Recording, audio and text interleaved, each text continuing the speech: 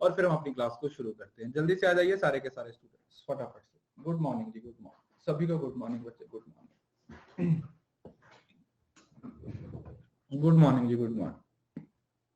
कैसे हो सब? बढ़िया।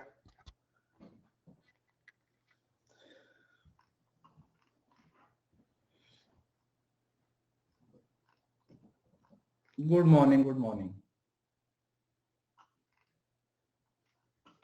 आ जाओ आ जाओ। मैं बढ़िया, बताइए।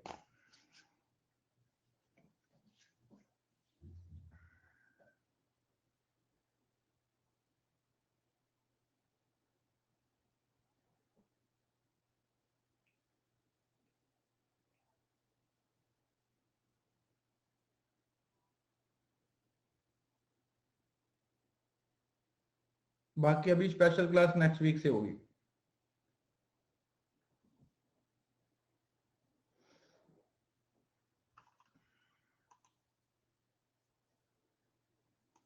प्रियंका पहले बेटा आप नो वाला केस समझो, उसके बाद आपको समझ आ जाएगा।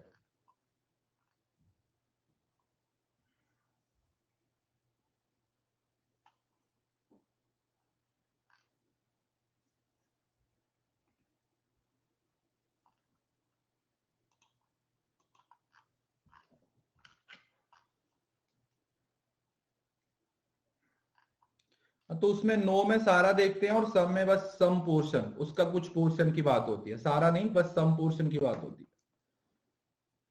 है। चलिए शुरू करते हैं। ठीक है जी, अगर आप 150 से करते हो कोई दिक्कत नहीं है, बस फाइनल में आपका आंसर सही होना चाहिए, चाहे आप किसी भी तरीके से करो, कोई दिक्कत नहीं।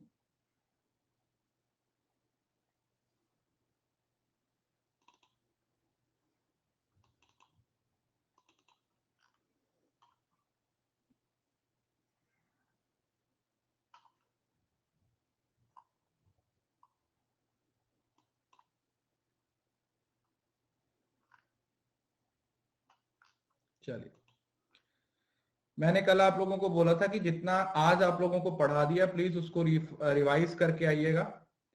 हम यहां पर थे ना, हम सैडलर कमीशन पर थे। ठीक है जी, तो कल इससे पहले हमने काफी सारे कमीशंस पढ़े थे। तो अब सैडलर कमीशन के बारे में मैंने आप लोगों को बताया था, जिसको आप सड़ा हुआ कमीशन भी बोल देते हो।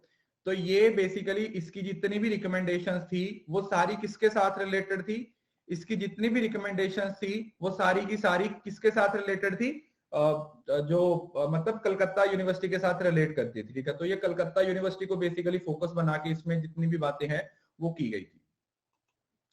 उसके बाद कलकत्ता के बाद ये काफी सारी यूनिवर्सिटीज थी जो एस्टेब्लिश की गई थी।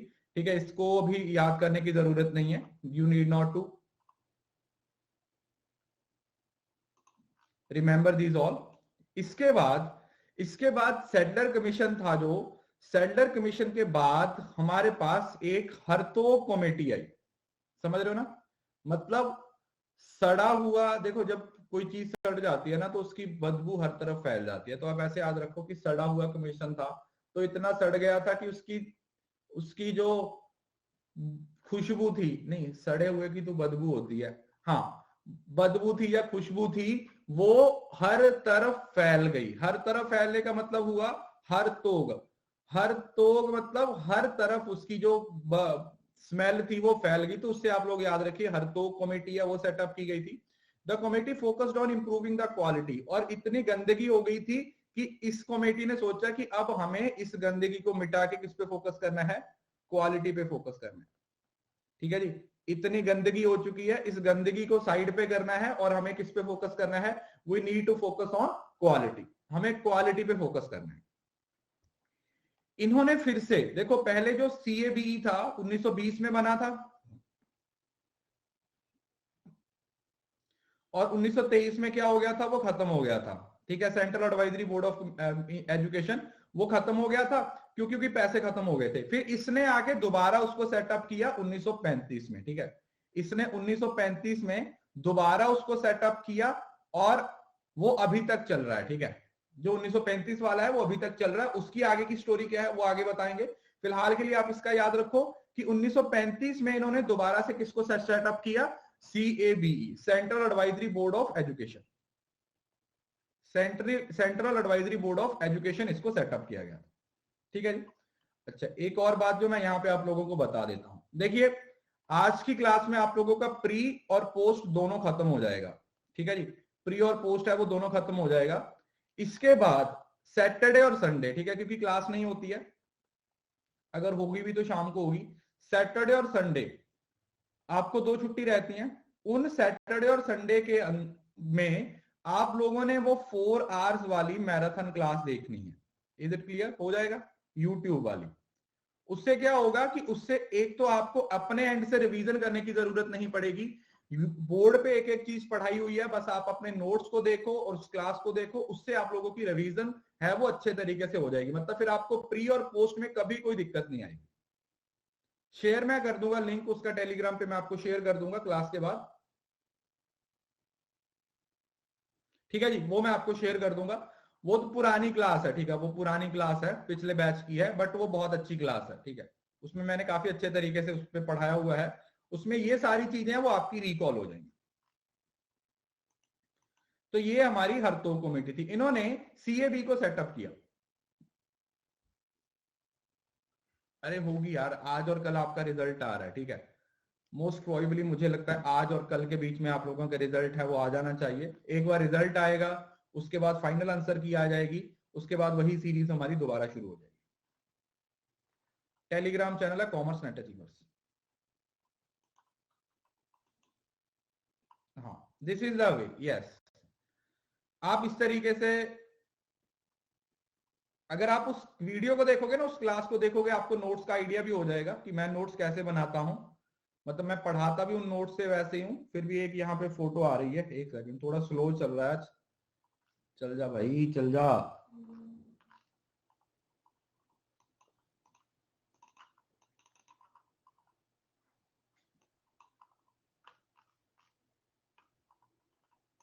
ये देखो, इस तरीके से ना हमेशा जो नोट्स बनाते हैं ना, स्पेसिफिकली जो आपका कोई हिस्ट्री के होते हैं या जिसमें कोई क्रोनोलॉजी होती है, वो इस तरीके से आप बना सकते हो। ठीक है, जस्ट एक आइडिया दे रहा हूं, मैं भी इसी तरीके से आपको जो यूट्यूब की वीडियो वैसे ही सिखाया है। इस तरीके से आप मेन पॉइंट्स को, जैसे चार्टर एक्ट में क्या हुआ, स्प्रेड, आई थिंक ये मेरी क्लास से बने हुए नोट्स है। ठीक है, ये उस मैराथन से बनाए हुए नोट्स है जितना मुझे लग रहा है, क्योंकि मैंने मैराथन में इसी तरीके से बनाए थे। तो मैं सिर्फ इस वजह से आपको एक हिंट दे रहा हूं कि आप नोट्स कैसे बना सकते हो ताकि वो लंबे समय तक आप लोगों को याद रहे। ठीक है जी, वो लंबे समय तक आपको याद रहे। इस वजह से उस वीडियो को जरूर से देखिए, वहां से भी आप नोट्स बना सकते हो, नो डाउट, यहां से भी बना सकते हो, बट उसमें यह है कि उसमें आपको प्रॉपरली बताया गया है कि नोट्स कैसे बनाने। ठीक है जी, अब हर बंदा अपने अपने हिसाब से बनाता है, सब अच्छे होते हैं, सबके सही होते हैं, बस ये है कि आप थोड़ा सा उसको, मतलब समझ रहे हो ना, ऐसा, मतलब कुछ लोग होते हैं ना, वो ऐसे नोट्स बनाते हैं ऐसे एकदम से, समझ रहे हो ना, भर भर के लिखना। अगर इतना ही लिखना शुरू कर दिया तो फिर उसको पढ़ोगे कब? तो टू द पॉइंट लिखो, गोल चक्कर लगाओ, क्लाउड बनाओ, फ्लो चार्ट बनाओ, डिब्बे बनाओ, ताकि आपको चीजें लंबे समय तक याद, समझ रहे हो ना, अपने नोट्स खुद को ही बोरिंग ना लगे। समझ रहे हो ना?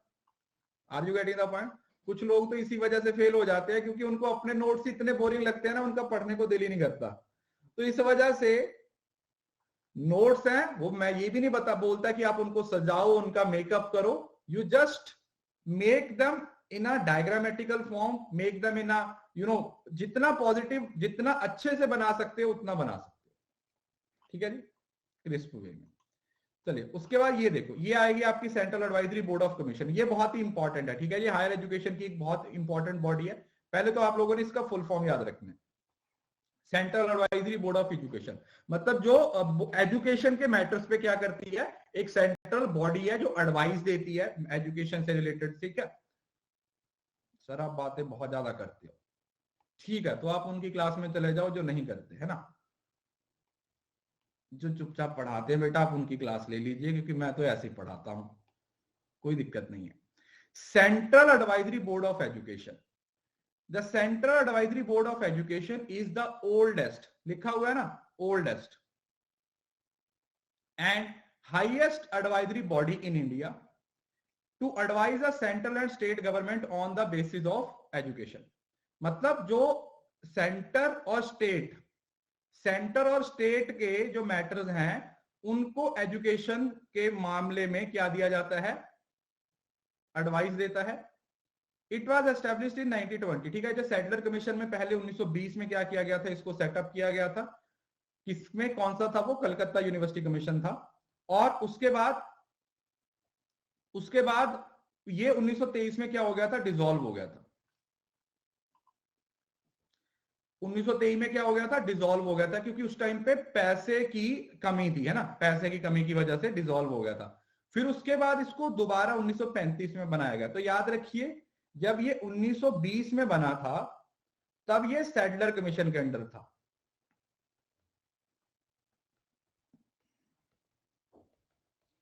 और जब ये 1935 में बनाया गया तब किसके अंडर था, तब ये हरतोग कमेटी के अंडर था। ठीक है जी, तो ये आप लोगों ने याद रखना है। तो ये हरतोग कमेटी, ठीक है, तो ये भी आप लोगों ने याद रखना है।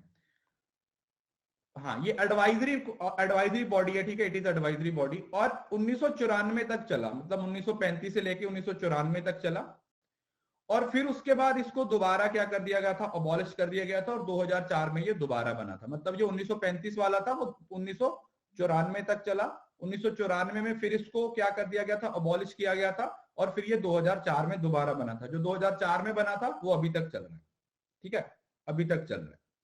और ये 1994 में इसको इस वजह से एंड किया गया था क्योंकि जो हमारी उस टाइम पे एक नई पॉलिसी आ गई थी, कौन सी, नेशनल पॉलिसी ऑन एजुकेशन। मतलब ऐसे 1986 में आ गई थी, इसका प्लान ऑफ एक्शन है वो 1992 में आया था।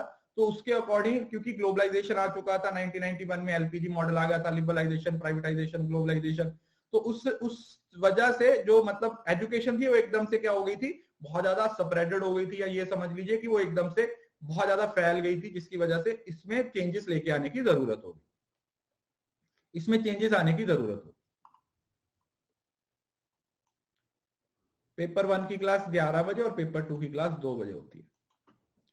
आफ्टर बीइंग डिसॉल्व्ड इन 1994, जब ये 1994 में डिसॉल्व हो गया था, जब ये 1994 में डिसॉल्व हो गया था, it has been reconstituted by the government in July 2004। फिर उसके बाद ये 2004 में जुलाई में इसको क्या किया गया था, दोबारा बनाया गया था। और इसकी पहली मीटिंग है वो 10-11 अगस्त 2004 को हुई थी। और सेब कमेटी को भी 2004 में सेटअप किया गया था। और तब से लेके अब तक मतलब है, जिंदा है, अभी तक सांसें चल रही हैं इसकी, समझ रहे हो ना, इसकी सांसें अभी तक चल रही हैं। तो अब ये खत्म नहीं हुआ। तो पहले 1920 में बना, 23 में खत्म हो गया, 35 में बना, 94 में खत्म हुआ, और फिर 2004 से लेके अभी तक इसकी सांसें चल रही हैं। तो अभी ये मरा नहीं है, समझ रहे हो ना, अभी अच्छे से चल रहा है। ये देखो, राइट टू एजुकेशन। तो ये जो central advisory board of education है ना, ये बेटा अब एडवाइस देता है, क्या करता है, क्योंकि देखो इसमें वर्ड ही क्या है बीच में, अगर आप देखोगे ना, एडवाइजरी, तो ये एडवाइस देने वाली बॉडी है, समझ रहे हो ना, it is an advisory body, ये एडवाइस देने का काम करती है। तो क्या करती है, free and compulsory education bill and other issues related to elementary education. तो जो छोटे बच्चे हैं, एलिमेंट्री एजुकेशन है, उनको किस तरीके से आप फ्री एजुकेशन दे सकते हो, कंपल्सरी एजुकेशन दे सकते हो, गर्ल्स एजुकेशन की बात की, और कॉमन स्कूल सिस्टम की बात की। सेकेंडरी एजुकेशन को यूनिवर्सलाइज किया जाए कि सब बच्चों को अधिकार हो, autonomy of higher education institution, और इसमें ये बोला गया कि जो हायर एजुकेशन के इंस्टीट्यूशन है ना, उनको ऑटोनॉमी दी जाए।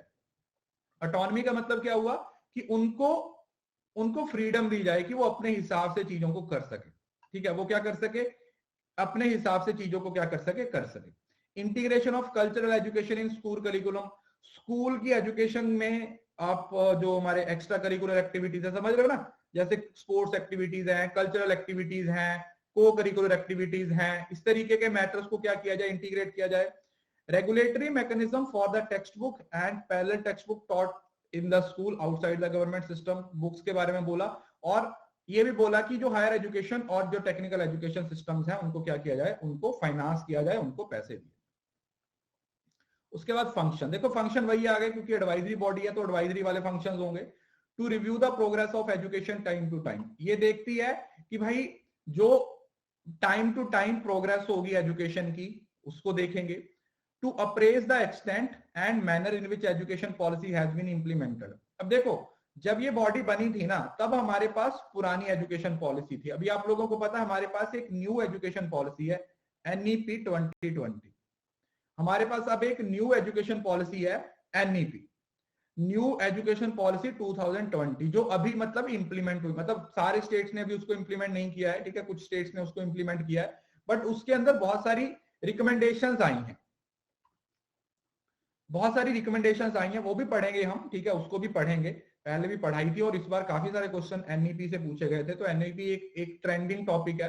इस बार बहुत सारे क्वेश्चन NEP से पूछे गए हैं, अगली बार भी बहुत सारे क्वेश्चन है वो NEP से पूछे जाएंगे, ठीक है।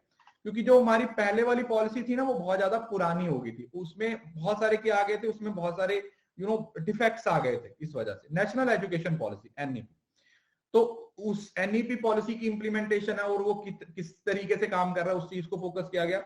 Government and other concerned agencies and to give appropriate advice in the matter. तो सारे के सारे जो मैटर्स हैं उसके बारे में बात किया गया, किस तरीके से। To advise regarding coordination between central और स्टेट गवर्नमेंट। अभी आप लोगों को एक पता है, एक बात आप लोगों को पता है कि इंडिया के अंदर एक फेडरल सिस्टम चल रहा है।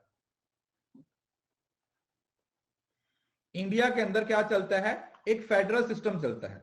क्या चलता है इंडिया के अंदर, फेडरल सिस्टम चलता है। फेडरल सिस्टम का मतलब क्या हुआ कि यहां पर जो स्टेट और सेंटर है वो दोनों मिलके काम करते हैं, समझ रहे हो ना, are you getting the point. Federal system का मतलब हो गया एक तरीके का 2 tier सिस्टम, जिसमें जो पावर है ना वो डिस्ट्रीब्यूटेड है।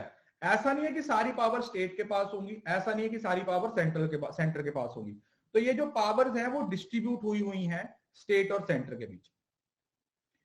तो गवर्नमेंट और non governmental agencies for education development in accordance with education policy, और to advise on a reference made by the central university और यूनियन टेरिटरी और एनी एजुकेशन। तो एजुकेशन से रिलेटेड किसी भी तरीके के मैटर हो, एजुकेशन से रिलेटेड किसी भी तरीके का कोई भी मैटर हो, उसमें central advisory board of education है, वो अपना रोल प्ले करता है, ठीक है। सबसे पहले इंडिया में एजुकेशन पॉलिसी आई थी 1968 में, 1968 में आई थी। उसके बाद 1986 में आई थी। उसके बाद इसको अपडेट किया गया था 1992, जो प्रोग्राम ऑफ एक्शन था। उसके बाद 2019 में इसका एक ड्राफ्ट आया था और उस ड्राफ्ट को 2020 में इंप्लीमेंट किया गया था, ठीक है। ये इसकी पूरी क्या है, इसकी क्रोनोलॉजी है, इसको भी हम पढ़ेंगे आगे की क्लासेस में। फिलहाल के लिए आप इसको समझ लीजिए इतना। सबसे पहली एजुकेशन पॉलिसी इंडिया की 1968 में थी, फिर 86 में आ गई, फिर उसमें प्रोग्राम ऑफ एक्शन आया जो 1992 में आया, फिर 1992 के बाद 2019 में एक ड्राफ्ट आया था एजुकेशन पॉलिसी का, उस ड्राफ्ट को मॉडिफाई किया, 2020 में उसको इंप्लीमेंट कर दिया। ये POA था, प्रोग्राम ऑफ एक्शन था, पढ़ेंगे इसको, आगे आएगा, ये घबराओ मत, ये आगे आएगा। ये पोस्ट इंडिपेंडेंस वाले पॉइंट्स है ना, अभी तो प्री इंडिपेंडेंस पढ़ रहे हैं ना, तो ये पोस्ट आजाद होने के बाद के पॉइंट्स हैं। कंपोजिशन पढ़ने की जरूरत नहीं है, ठीक है, यू कैन स्किप इट। अगर पढ़ना हुआ तो पढ़ सकते हो, CAB का आपको कंपोजिशन नहीं पूछी जाएगी, so you can skip the composition, ठीक है। कंपोजिशन इंपॉर्टेंट नहीं है, अगर पढ़ना है तो एक बार पढ़ सकते हो, बट पेपर के पॉइंट ऑफ व्यू से ज्यादा इंपॉर्टेंट नहीं है। उसके बाद आता है सप्रू कमेटी। सप्रू कमेटी, देखो अब हर जगह पर क्वालिटी की बात हुई, तो हर जगह पर जब क्वालिटी की बात हुई, उसके बाद एक कमेटी सेटअप की गई थी 1934 में, सप्रू कमेटी। अब सप्रू कमेटी का मतलब क्या था, जैसे मैंने हमेशा इसको पढ़ाता हूं कि ये ना एक पंजाबी एक्ट्रेस है, पंजाब की एक एक्ट्रेस है, उसका नाम ना प्रीति सप्रू है। मतलब मुझे नहीं पता आप लोग उसे जानते हो या नहीं जानते, पंजाब की एक्ट्रेस है, तो प्रीति सप्रू है। तो आपने ये मानना है कि जब हर तरफ क्वालिटी की बात होनी शुरू हो गई, तो फिर ना इतनी क्वालिटी चेक करने के लिए प्रीति सप्रू कहां पे गई, दिल्ली वालों के दिल का करार लूटने, है ना, मैं आई हूं यूपी बिहार लूटने, तो उत्तर प्रदेश में चली गई। और वो खूबसूरत बहुत है, मतलब उसकी आंखें ना एकदम से बिल्ली जैसी हैं, तो उसको देख के ना वहां के जो छोरे थे उन्होंने काम धंधे सब बंद कर दिया और वो अनएम्प्लॉयड हो गए। तो इसका मतलब ये कमेटी सेटअप की गई थी उत्तर प्रदेश के लिए, ये देखने के लिए कि कॉज क्या है अनएम्प्लॉयमेंट के, अनएम्प्लॉयमेंट के क्या कॉज हैं उसको चेक करना था, और उसमें जो सबसे बड़ा कॉज निकल के आया वो ये कॉज निकल के आया कि भाई लोगों को जो पढ़ाई करवाई जा रही है ना, समझ रहे हो ना, जो लोगों को पढ़ाया जा रहा है वो सिर्फ और सिर्फ क्या पढ़ाया जा रहा है, वो सिर्फ और सिर्फ किताबी ज्ञान दिया जा रहा है। उनको पर्सनल जो हमारी साधारण जिंदगी की जो प्रैक्टिकल एप्लीकेशन है उस पर किसी तरीके पे फोकस नहीं किया जा रहा। तो उनको सिर्फ किताबी ज्ञान दिया जा रहा है और उनको कुछ नहीं दिया जा रहा। तो रूट लर्निंग थी, इस वजह से बोला गया था कि किताबें, एग्जामिनेशन सिर्फ डिग्रियों पे फोकस कर रही है। वो किस पे कर रही है? डिग्रियों पे फोकस कर रही है, और वो कोई पर्सनल जिंदगी जो एवोकेशन ऑफ लाइफ है, थोरेटिकल एस्पेक्ट पे था, उस चीज के बारे में नहीं डिस्कस किया गया। एक्चुअली हमारे सिस्टम में भी ये बहुत सारी कमियां हैं। मतलब हमें ना स्कूल लाइफ में बहुत सारी चीजों के बारे में बताया नहीं जाता, समझ रहे हो ना। जैसे हमारी जो स्कूल लाइफ है ना, उसमें हमें सिर्फ, मतलब हमारा एजुकेशन सिस्टम ऐसा है जो इस बात पे जज करता है कि हम कितना याद कर सकते हैं। अभी कभी हमें अपने स्कूल में इन्वेस्टिंग के बारे में नहीं सिखाया गया, कभी हमें मनी मैनेजमेंट के बारे में नहीं सिखाया गया, कभी हमें स्किल डेवलपमेंट के बारे में नहीं सिखाया गया। यस और नो? क्या सिखाया गया? 90% लेके आओ, 99%। क्या करें इनका बताओ? गोल गोल कर ले इनको, क्या करें इनका बताओ? प्रैक्टिकल एस्पेक्ट पे कोई बात नहीं हो रही।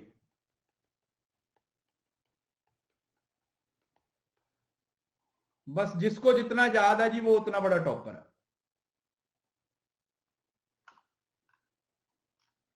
है ना। तो इस वजह से ये यहां पे एक इशू हो गया था कि भाई सप्रू कमेटी ने ये देखा कि एक्चुअली में बहुत सारे लोग इस वजह से पीछे रह गए हैं क्योंकि उनको प्रैक्टिकल एप्लीकेशन नहीं दी जाती। अभी भी कौन सी दी जाती है? उसके बाद आया एबॉट वुड रिपोर्ट। प्रीति सप्रू के बाद दो अंग्रेज आ गए इंडिया में, और कौन से? Abbott would. इनके नाम से ही पता चलता है ना, ये चाहते थे कि भाई education should be medium, English should be medium of instruction in university level. Abbott would report 1937 में आई, जिसने ये बोला कि जो इंग्लिश है ना, क्या बोले कि जो इंग्लिश है ना वो हमारी क्या होनी चाहिए? हमारी यूनिवर्सिटी लेवल पे मीडियम होनी चाहिए। इससे पहले इंग्लिश के बारे में बात हो रही थी, बट वो सारे मैटर स्कूल तक थे, है ना। वो सारे के सारे मैटर कहां तक थे? वो सिर्फ और सिर्फ स्कूल तक थे, कॉलेजेस तक नहीं आए थे। तो ये पहली ऐसी रिपोर्ट बनाई गई जिन्होंने यूनिवर्सिटी लेवल पे इंग्लिश को इंट्रोड्यूस करने के बारे में बोला, जिन्होंने बोला कि यूनिवर्सिटी लेवल पे भाई एजुकेशन है वो अंग्रेजी में होनी चाहिए। It recommended vocational training through polytechnics and setting up of vocational teachers training college. इन्होंने बोला कि भाई टीचर्स के लिए वोकेशनल एजुकेशन या वोकेशनल प्रोग्राम्स हैं वो होने चाहिए, क्योंकि वोकेशनल है वो स्किल बेस्ड होती है। इन्होंने इस चीज के बारे में बोला, ठीक है जी। तो ये इस चीज के बारे में बोले। एबॉट वुड में दो चीजें को याद रखना आपने। पहला कौन सा? एक इंग्लिश, और एक ये एक ऐसा क्राइटेरिया लेके आए थे। इनको लगता था कि हम आने वाले 40 साल में, पॉइंट नोट कर लो, ये एक बात और बोले थे कि आने वाले 40 साल में हम इंडिया का जो एजुकेशन है ना उसको किसके बराबर बना देंगे? अंग्रेजों के बराबर बना देंगे। निकाल के फेंक दिए 10 साल के बाद, पता नहीं क्या, मतलब ख्याली पुलाव बनाए बैठे थे। ये एक और एजेंडा लेके आए थे कि आने वाले 40 साल में इंडिया का जो एजुकेशन सिस्टम है वो सेम टू सेम कैसा होगा जैसे ब्रिटिशर्स का एजुकेशन सिस्टम है। मतलब एक बस सपने हैं, समझ रहे हो ना, सपना है, सपना ही रह गया। और 10 साल के बाद इनको बोला bye tata see you never, तो निकाल दिए। उसके बाद अब आया इंडिया का education system, Wardha scheme of education, जिसको नई तालीम भी बोला गया। नई तालीम, नई तालीम कौन सी? मतलब जो नई तालीम, मतलब यहां पर नई तालीम का मतलब है जो महात्मा गांधी वाली पॉलिसी थी, बेसिक एजुकेशन।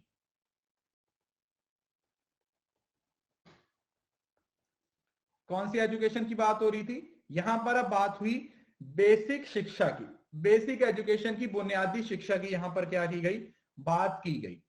तो अब महात्मा गांधी ने बेसिक एजुकेशन के बारे में, बुनियादी शिक्षा के बारे में कुछ बोला। क्या बोला? इसको वर्धा स्कीम भी बोला गया, वर्धा स्कीम ऑफ एजुकेशन। एक सेकंड,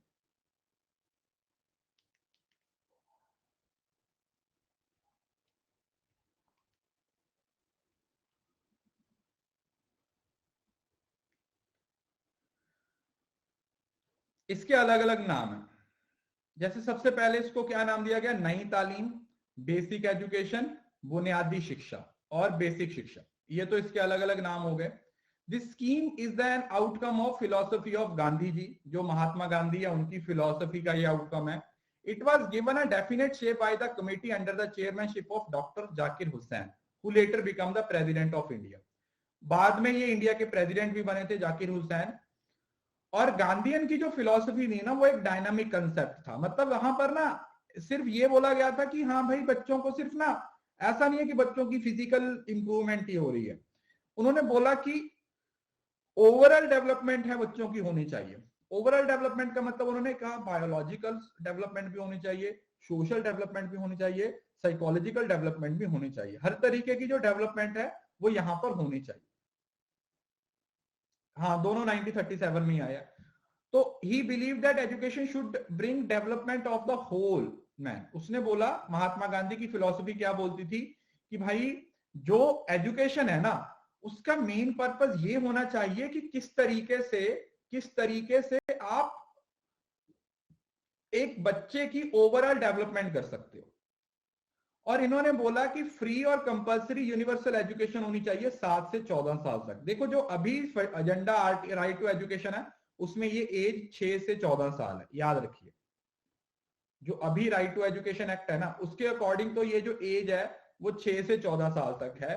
बट उस टाइम पे जो बोला गया था, वो किसके बारे में बोला गया था, वो 7 से 14 साल के बच्चों में बोला गया था।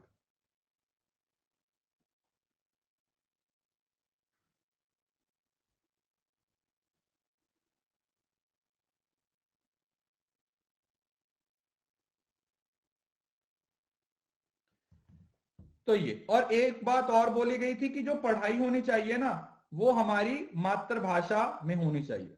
किस में होनी चाहिए?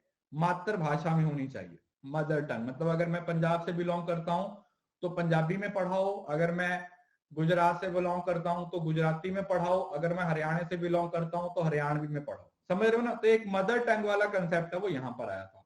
और महात्मा गांधी ने ना 3R पे फोकस किया था। 3R पढ़ते हो ना? Read, right and arithmetic. ये वाला, जैसे 3H थे ना हमारे, 3H वाला कंसेप्ट था एक, हेड, हार्ट एंड हैंड। जो आपके वो डोमेन थे ना, वो किसके थे, वो क्या, कौन था वो, ब्लूम्स की टेक्सोनॉमी वाला, कैप वाला, cap, cognitive, affective and psychomotor. Psychomotor domain, ये कुछ इस चीज के बारे में बोल रहा था। राइट?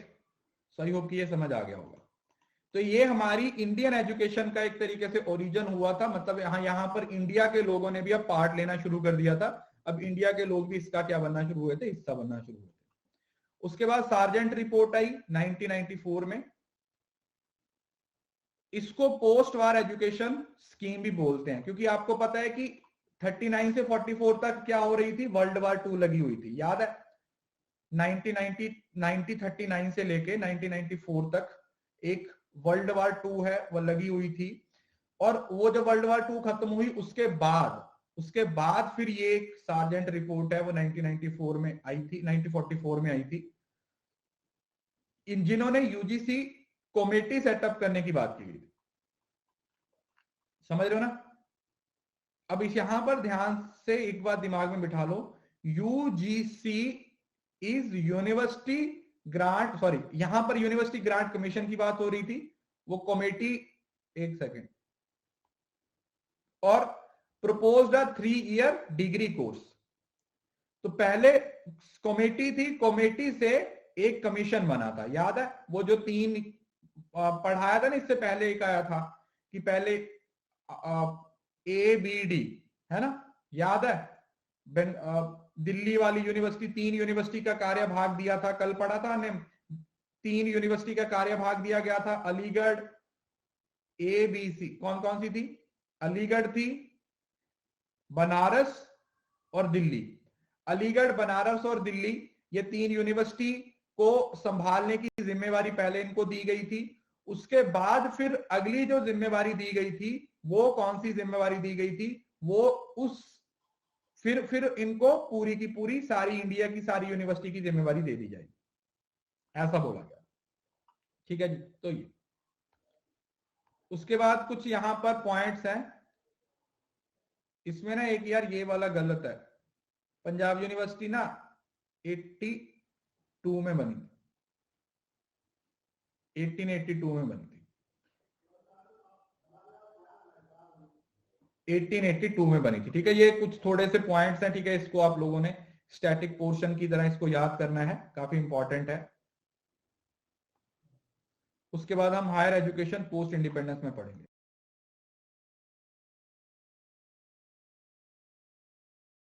अभी हम 1 मिनट ब्रेक लेते हैं, इसको बाद में नोट डाउन कर लेना, PDF डाउनलोड करके नोट डाउन कर लेना। अभी हम पोस्ट इंडिपेंडेंस पढ़ेंगे। अभी जो इंडिया ने आजाद होने के बाद चीजों को चेंज किया, उसके बारे में बात करेंगे।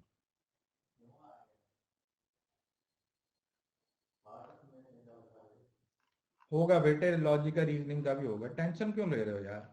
पहले कोई चीज छूटी है आपकी?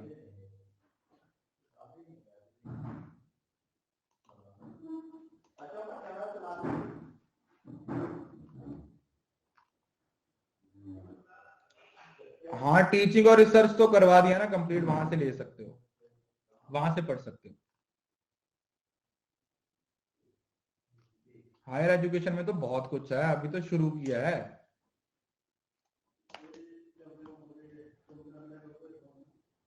अभी तो बहुत पढ़ना है। अभी एक बार रिजल्ट तो आने दो आप लोगों का।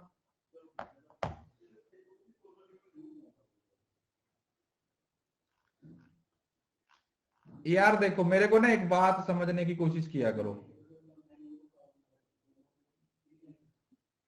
तुम लोगों से ये वाली क्लासेस तो पूरी कवर नहीं होती है ना, मैं बताता हूं। ये वाली तो तुम्हारी लटकती रहती हैं, फिर तुम बोलते हो कि सर आप PY क्यों नहीं करवाओगे, सर आप ये नहीं करवाओगे, सर आप वो नहीं करवाओगे। मैं तो दिन में तुम्हारी 5 क्लासेस लेने के लिए भी तैयार हूं, तुम्हें ही सांस आनी बंद हो जाएगी। तो हर चीज को पढ़ने का एक तरीका होता है यार, कल थोड़ी है तुम्हारा पेपर, अभी तो 10 फरवरी हुई है यार। पहले जो पढ़ाया जा रहा है पहले उसको तो पढ़ लो ना। मुझे भी पता है PYQ करवाने हैं, अभी तो रिजल्ट भी नहीं आया, पिछली बार वाला ही नहीं क्लियर हुआ, अभी सब हो जाएगा। मैं बता रहा हूं, ये जो बहुत बहुत एक्साइटेड बच्चे हैं ना, ये बोलते हैं कि सर ये भी करवाओ, सर वो भी करवाओ, सर ये भी करवाओ। एक मैराथन आने दो, एक मैराथन क्लास आने दो, उसके बाद तुम खुद ही बोलोगे, तुम खुद ही बोल दोगे सर अब तो प्लस पे पढ़ाने को भी रहने दो। फिर तो तुम्हारी ऐसी हालत हो जाएगी, फिर तुम बोलोगे सर प्लस क्लासेस भी रहने दो, सर हम खुद ही पढ़ लेंगे। ठीक है, तो टेंशन मत लो बेटा, मुझे पता है ना क्या पढ़ाना है, कैसे पढ़ाना, सब होगा। वो मेरी जिम्मेवारी है, आपकी जिम्मेवारी नहीं है। ओके, सो यहां तक हमने प्री इंडिपेंडेंस कवर कर लिया है, जिसमें सारे जितने भी रिपोर्ट थे, मतलब 1781 से शुरू हुआ था 1947 तक, हमने उसको कवर कर लिया। ठीक है जी, हमने उसको कवर कर लिया। अभी हम पढ़ेंगे पोस्ट इंडिपेंडेंस। पोस्ट इंडिपेंडेंस, जब इंडिया आजाद हो गया। अब इंडिया आजाद होने के बाद क्या क्या चीजें आई और कौन कौन सी नई नई रिपोर्ट्स आई, कौन कौन से नए पॉइंट्स आए, हम उसके बारे में डिस्कस करेंगे। ठीक है, कौन कौन से नए पॉइंट्स आए, कौन कौन सी नई चीजें आई, ठीक है, उसके बारे में डिस्कस करते हैं। तो सबसे पहले तो जो आप लोगों ने याद रखना वो क्या है कि हमारे कॉन्स्टिट्यूशन में 86 कॉन्स्टिट्यूशनल अमेंडमेंट हुई, जिसमें एलिमेंट्री एजुकेशन को फंडामेंटल राइट बना दिया गया। कौन से बच्चे? 6 से 14 साल के बच्चे, और जो डिफरेंटली एबल्ड है वो 18 साल तक। 6 से 14 या 6 से 18, आप कुछ भी बोल सकते हो। जो डिफरेंटली एबल्ड स्टूडेंट है उनके लिए 18। तो ये 86 कॉन्स्टिट्यूशनल अमेंडमेंट हुई, जिसमें एलिमेंट्री एजुकेशन को क्या बना दिया गया? एलिमेंट्री एजुकेशन को फंडामेंटल राइट बना दिया गया कि ये हमारा फंडामेंटल राइट है, 6 से 14 साल के बच्चों को फ्री और कंपल्सरी एजुकेशन दी जाए।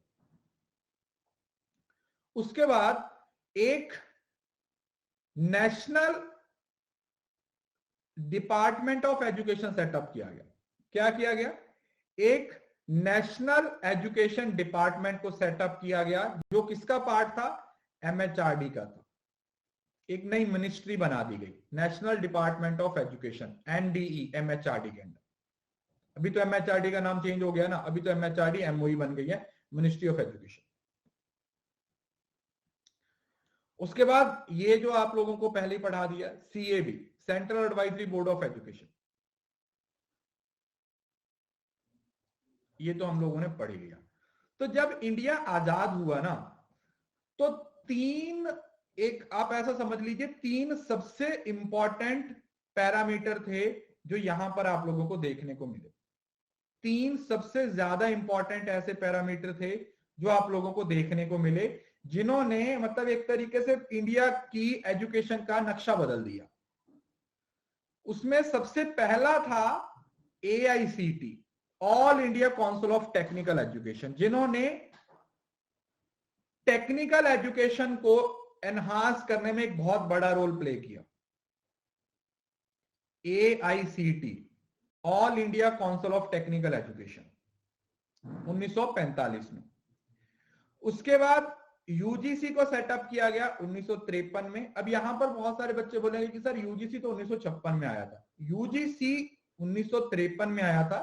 यूजीसी को स्टैट्यूटरी जो ओहदा था या एक्ट था वो 56 में बना था, समझ लो ना।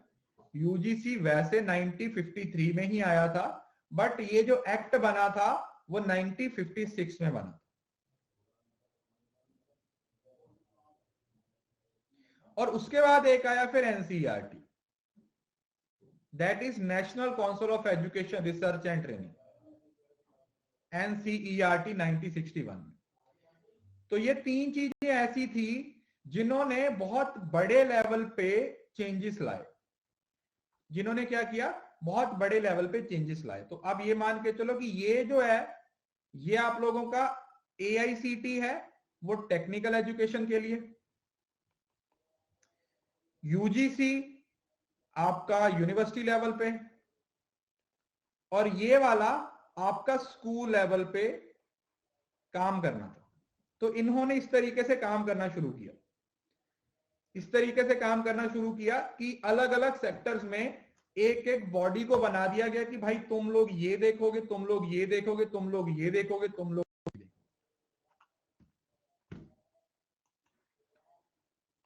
तो जो फर्स्ट बॉडी है, that was related with technical education, that was AICT, all India council for technical education. Second body, that was UGC, जिसने पूरी यूनिवर्सिटी के जितने भी कार्यभाग थे वो सारे संभाल लिए, मेंटेन्स करना, उसको फंड करना, है ना, समझ रहे हो ना। तो रिसर्च, एग्जामिनेशन, वो सारी चीजें यूनिवर्सिटी लेवल पे किसके पास आ गई? यूजीसी के पास आ गई। यूनिवर्सिटी ग्रांट कमीशन किसके पास आ गई? यूजीसी के पास आ गई। थर्ड बॉडी, जो तीसरी बॉडी बनाई गई, थर्ड बॉडी बनाई गई स्कूल के लिए। किसके लिए बनाई गई? स्कूल के लिए बनाई गई। जो तीसरी बॉडी थी वो किसके लिए बनाई गई? वो स्कूल के लिए बनाई गई। School, that is school education, जो आपकी NCERT, that is the national council of education research and training. तो ये तीन बॉडीज बनाई गई। उसके बाद 1976 में, 1976 में कॉन्स्टिट्यूशन, देखो जो 1976 में अमेंडमेंट हुई थी ना, उसको मिनी कॉन्स्टिट्यूशन भी बोला गया था। 1976 में बहुत सारी चेंजेस हमारे कॉन्स्टिट्यूशन में की गई थी, इस वजह से इस टाइम पे उसको मिनी कॉन्स्टिट्यूशन के नाम से भी जाना जाता है। तो उसमें एक अमेंडमेंट और हुई थी, 42nd अमेंडमेंट, जिसने एजुकेशन को कंकरेंट लिस्ट में डाल दिया। एंट्री नंबर 25, लिख लो ये सारी चीजें। एंट्री नंबर 25, एजुकेशन को किसमें डाल दिया? एजुकेशन को कंकरेंट लिस्ट में डाल दिया। कंकरेंट लिस्ट में डाल तो क्या हुआ कि पहले क्या होता था कि भाई सिर्फ जो सेंटर है, वो रिस्पॉन्सिबल रहेगा। किसके लिए? वॉइस ब्रेक हो रही है क्या? एक सेकेंड।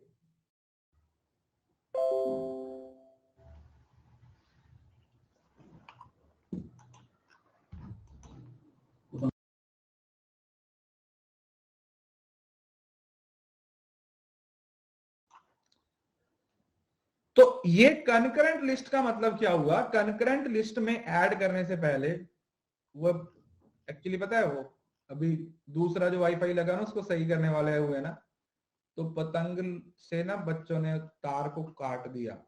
जो दूसरा लगा हुआ है ना वाईफाई, ये तो चल रहा है, एक वाला चल रहा है, दूसरे को तार को काट दिया, वही आए हुए हैं सही करने के लिए। तो पता है इस इन दिनों में हमेशा, मतलब हमेशा ही सही दिक्कत होती है। बसंत का एक हफ्ता तो ना थोड़ा चीजें ऊपर नीचे चलती रहती हैं, इस वजह से। टैलेंट है, हाँ भाई टैलेंट है। तो इससे पहले क्या होता था? इससे पहले होता था कि जो एजुकेशन थी वो सिर्फ और सिर्फ किसकी रिस्पॉन्सिबिलिटी थी? Education was responsibility of centre only. Centre के पास रिस्पॉन्सिबिलिटी थी। बट 1976 में एंट्री नंबर 25 अमेंडमेंट 42nd में ये बोल दिया गया कि भाई अब एजुकेशन है वो दोनों की रिस्पॉन्सिबिलिटी है, स्टेट की भी और सेंटर की भी, बांट दिया। ऐसा नहीं है कि अब सिर्फ स्टेट ही रिस्पॉन्सिबल होगी या सेंटर ही रिस्पॉन्सिबल होगा। उन्होंने बोल दिया कि अब ये दोनों ही रिस्पॉन्सिबल रहेंगे। क्या रहेंगे? दोनों ही रिस्पॉन्सिबल रहेंगे। The first Prime Minister of India, Pandit Jawaharlal Nehru, who laid the foundation of the process of India's modernization, declared that if all is well with the university, all would be well in the nation. तो जो हमारे first prime minister थे जवाहरलाल नेहरू, उनका एक statement था कि अगर universities सही हो जाएंगी तो नेशन सही हो जाएगा। उनकी ये क्या थी? उनकी ये एक स्टेटमेंट थी, यूनिवर्सिटी में चीजें चल रही हैं या यूनिवर्सिटीज में जो काम हो रहा है, अगर वो सही हो जाएगा तो पूरे नेशन में जो भी काम हो रहा है वो सारे का सारा क्या हो जाएगा? सही हो जाएगा। अभी भी वॉइस ब्रेक हो रही है यार, ऐसे कैसे हो सकता है? क्लियर है? चलिए एक बार आप जिनको वॉइस दिक्कत हो रही है ना, वो रिफ्रेश कर लो यार एक बार।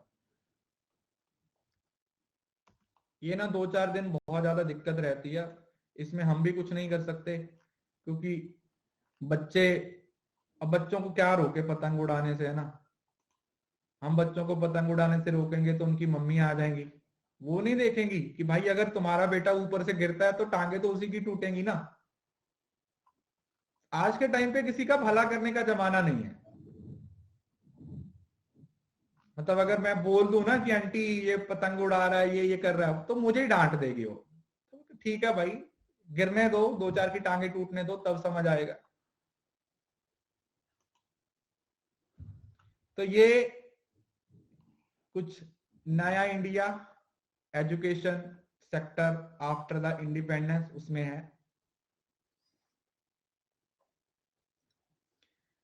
Higher education begins after the student complete senior secondary as 12वीं। तो हायर एजुकेशन बेसिकली कब माना जाता है कि आप जब 12वीं कंप्लीट कर लेते हो, उसके बाद आप हायर एजुकेशन में चले जाते हो ना। जैसे जैसे मैं कुछ स्टेट्स में मैंने मतलब मेरे कुछ स्टूडेंट हैं वो मुझे बताते हैं कि जैसे जैसे हम पंजाब में है ना, तो हमारे पंजाब में क्या सिस्टम रहता है कि 12वीं तक हमारे स्कूल होते हैं,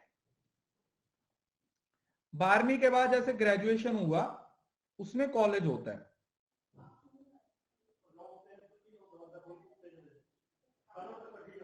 ग्रेजुएशन कॉलेज होता है। मगर महाराष्ट्र में मैंने ऐसे देखा है कि वो ना 11वीं 12वीं का भी कॉलेज होता है। आई थिंक उसको क्या बोलते हैं, उसको जूनियर कॉलेज के नाम बुलाते हैं ना, जूनियर कॉलेज बोल देते हैं उसको। महाराष्ट्र की बात करता हूँ, और स्टेट का मुझे नहीं पता। और उसके बाद तो ग्रेजुएशन वाला तो सीनियर कॉलेज या जो भी उसको डिग्री कॉलेज ऐसा बोल दिया जाता है। मतलब कुछ कुछ स्टेट्स में ऐसा है ना, इंटरमीडिएट कॉलेज बोल देते हैं या कुछ इस तरीके से बोलते हैं। तो ये कुछ इस तरीके से होता है। तो बेसिकली जो देखा जाए तो हायर एजुकेशन कब से शुरू होती है? हायर एजुकेशन आपकी 12वीं के बाद ही शुरू होती है। मतलब जो हमारी जीईआर होती है ना, जीईआर जिसको आप बोलते हो ग्रॉस एनरोलमेंट रेशो, जो हमारी रेशो रहती है, उसके अंदर भी जो मेन मतलब आप ये मान के चलो ग्रॉस एनरोलमेंट जो रेशो रहती है, इसके अंदर भी 18 से 23 साल के बच्चों को ही कंसीडर किया जाता है। और अप्रोक्सीमेटली जो 18 साल का बच्चा होता है वो ग्रेजुएशन के फर्स्ट ईयर में होता है।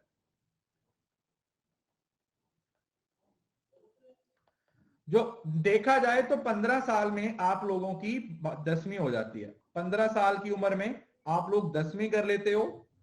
17 साल की उम्र में आप लोगों की 12वीं हो जाती है, अगर आप स्टैंडर्ड प्रोसीजर के हिसाब से चलते हो। तो 18 साल से लेकर 25 साल तक आप कहां पे जाते हो? आप ग्रेजुएशन और पोस्ट ग्रेजुएशन में चले जाते हो।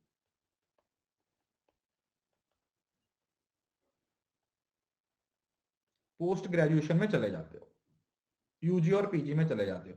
तो इस यही पॉइंट यहां पे लिखा हुआ है कि जो सीनियर सेकेंडरी एजुकेशन है या जो फिर सीनियर मतलब लेवल की बात हो रही है वो है। और इसमें ये देखो जो यूजीसी की अपॉइंटमेंट हुई थी वो 49 में हुई थी। समझ रहे हो ना, 3 पॉइंट्स हैं। इसके लिए जो कमेटी थी वो 45 वाली थी जब रिकमेंड किया गया था। इसको अपॉइंट किया गया 49 में, इसको बनाया गया 53 में, और इसको एक्ट बनाया गया 1956 में। देखो 4 साल हो गए, 45, 49, 53, 56। ठीक है जी। तो ये चारों ईयर्स हैं वो आप लोगों ने याद रखने हैं, किससे रिलेटेड? यूजीसी से रिलेटेड। मतलब आप ये देखो 1945 में कमेटी बनाई गई थी जिसने यूजीसी को रिकमेंड करने के बारे में बोला था। उसके बाद 1949 में इसको अपॉइंट किया गया, 1953 में ये बन गया, और 1956 में इसको क्या बना दिया? 1956 में इसको स्टैट्यूटरी एक्ट बना दिया गया। मतलब इसको 1956 में एक्ट बना दिया गया। ये क्या बन गया? ये एक्ट बन गया।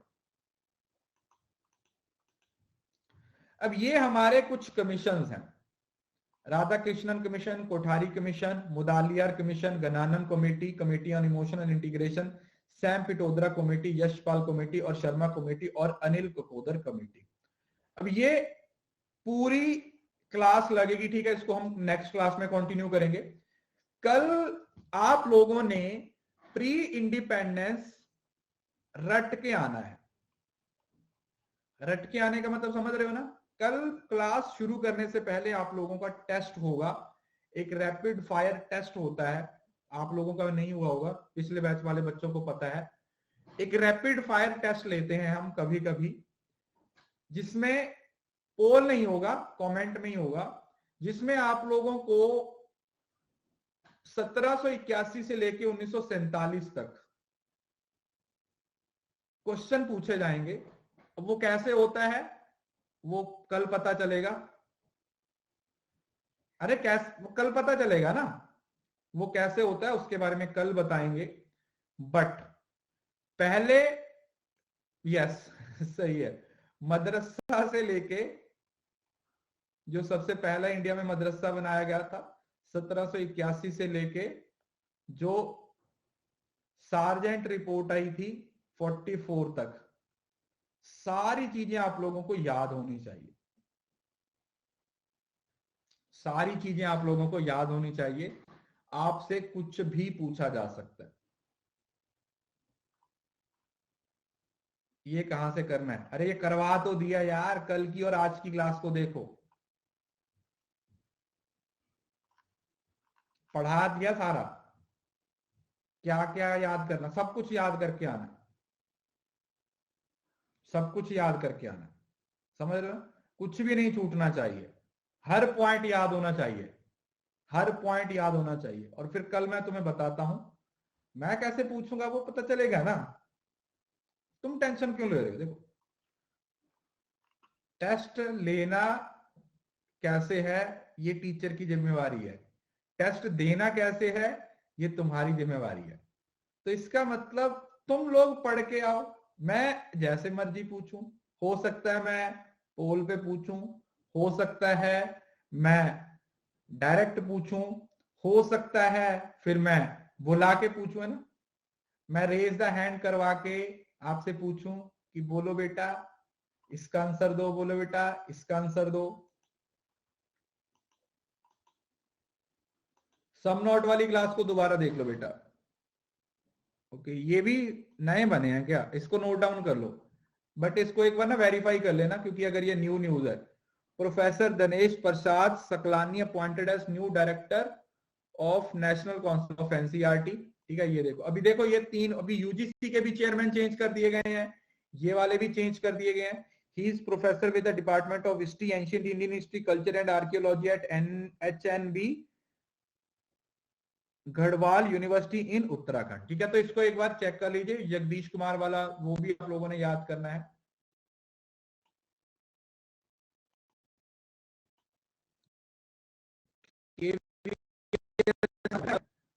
और कितना पढ़ लोगे? मेरे को एक बात बताओ, तुम लोगों से क्लासेस ही पूरी नहीं होती हैं, मैं फिर से वही बोल रहा हूं, आप लोगों से क्लासेस ही सही, क्लास को ही सही तरीके से कर लो ना, that is more than sufficient.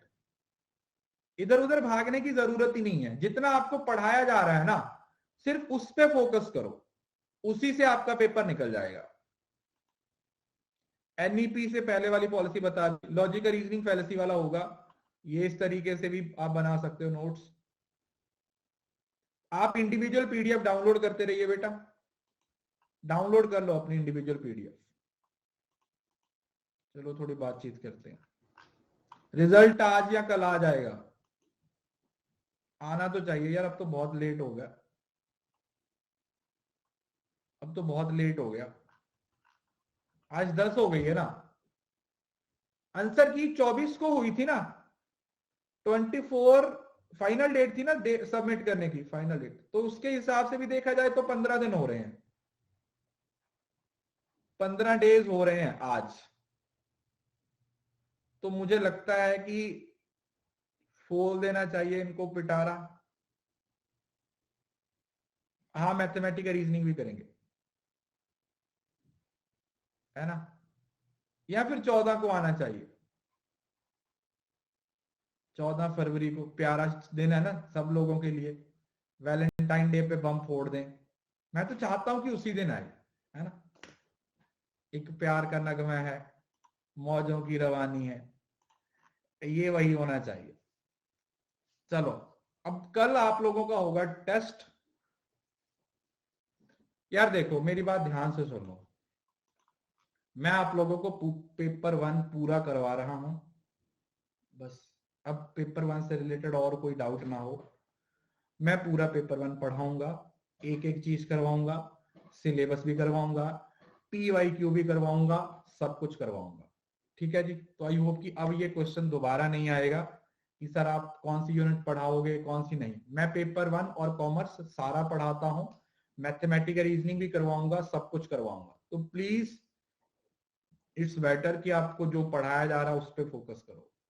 आधे लोग ना, मतलब जैसे मैं यहाँ पे खड़ा हूं ना, हमारी क्लासेस यहाँ पे चल रही हैं, आधे लोग ना यहाँ पे हैं और आधे लोग यहाँ पे हैं, यहाँ पे तो इक्का दुक्का ही लोग हैं।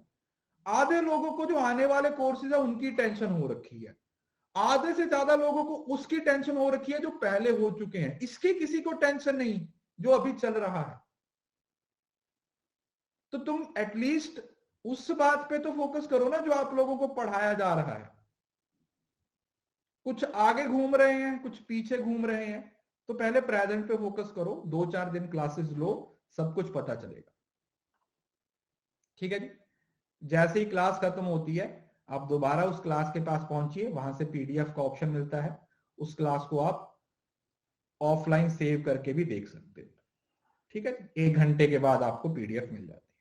चलो अगली क्लास में मिलते हैं। कल अच्छे से पहले टेस्ट लिया जाएगा आप लोगों का, देखूं तो सही किसी को कुछ समझ भी आ रहा है या हवा में बातें हो रही हैं। तो चलिए मिलते हैं नेक्स्ट क्लास में। अभी 2 बजे पेपर 2 की क्लास होगी और आज शाम को 8 बजे जो हमारा आईसीटी की लास्ट क्लास है ना, वो भी खत्म कर देंगे। आज शाम को 8 बजे वो भी खत्म कर देंगे। ठीक है, thank you so much, bye bye, take care.